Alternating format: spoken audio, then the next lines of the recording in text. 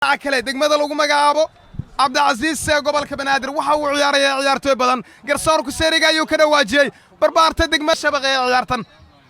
difaaca degmada lagu magacaabo Cabdicasiis ayaa kubadaas la ciyaaray Salax iyo soo kale ciyaaryahankan oo wada ciyaar ugu dambeyn waxay gaarsiiyeen goosha oo kubadaas goosha ayaa la soo furay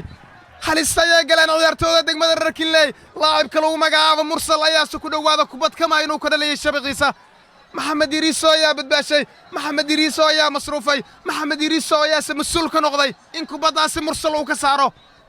وحيات كبدا هلسا وحي ولا فهمي لاعب كلو مقاعو فيصل فاي حرد جناح يتلا غطر مركل عيارتودا دغمد ركنلي واكن لاعب كلم بركاي تمراد واو جوي واو وبشي ويداتين كبداسي ويل واي ساعتا كبدو ساعتا مركل كبداسي ولا سو ساري الله محي سعونيسا عيار قروح بدن الله محو سعونيا كلن عجيبة الله محي تاغيرياش ku raaxaysanayaan wax qurux badan الله محو ciyaaryahan walba sameynaya mas'uuliyad gaar ah iyo in dhinaciisa hoggaanka ay qabtaan waayahay dhaawac ayaa jira markan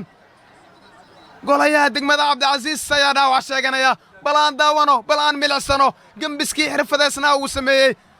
lambarka 12 ee degmada Cabdicasiis كاسو مقال واليها كسمية حريدة جناح دegmada lagu magacaabo Rakinley yahay waxaas uu ka tirsan yahay kooxda suuqyare xidigan waxa uu kamid yahay ciyaartooyda ugu saameynta badan ee sanadkan ay la shartagayaan kooxda Nuurikar khatar oh si kastaba kubadaas way baxday si kastaba kubadaas way baxday waxaasay ku dhamaatay banaanka inkastoo si waaliya waxa waaray inkastoo si wacan kubadaas uu ciyaaray inkastoo kubada si fiican uu soo jeeday ciyaaryahankan haddana laacibkan waxay ka hada banaanka Cabdicasiis ciyaaryahanka lambarka 16aad Ali Muxiidiin Artan garabka ayaa la soo dhigay markan lambarka 4aad banaanka haduu soo dhigo waa qatar ahyaa baas si kastaba kubadii la soo korosay waxa duubta laacibka lagu magacaabo Maxamed Iriisow isku leenaya dabcan waa Cabdicasiis baas fiican la soo dhigay markan قطر نور داخ يا سلام يا سلام الله محي فرصة كلا أبورين عيارتودا دقمدا عبدالعزيز الله محو بندق والي يا سمان يا نور داخ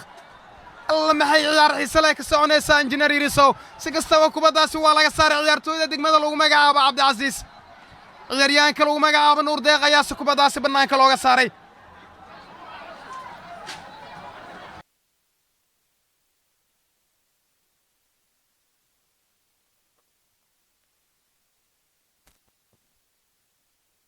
ayaa lagu kala maray sidaas darteed qaybtan labaad ee ciyaarta kaliya waxay soconaysaa kulanku 10 daqiiqo kubad qatar ayaa la soo dhigay goobalisa gool ay way ka barbaxsatay qatar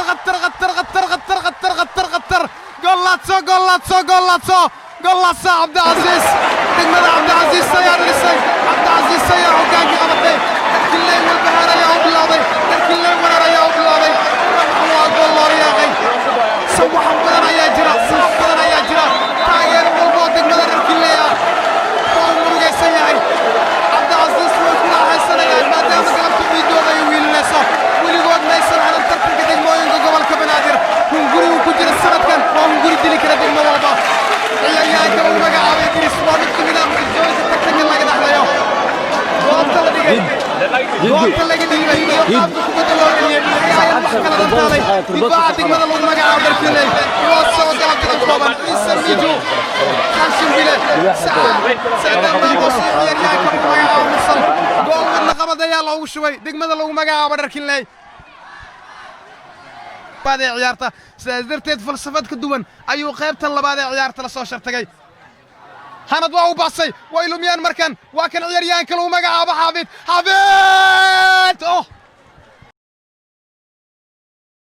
waa ciyaaryahanka ugu saameynta badan dhinaca degmada Cabdicasiis هارون عبد الستار محي الدين هارا يا كوبا مركان هارا كروس حردا لا سو دغاي ياس marka labaatanaad ee degmada Rakinley balaan daawano fursadii halisteed uu isku dayay ciyaaryahanka lagu magacaabo Xaafid kaasoo kubad madfac uu diray shabaqa degmada lagu magacaabo Rakinley garsoorku seeriga ayuu ka dhawaajiyay waxa sagiba aan ciyaartay ku ilaata daawadayaal saaxiibayaal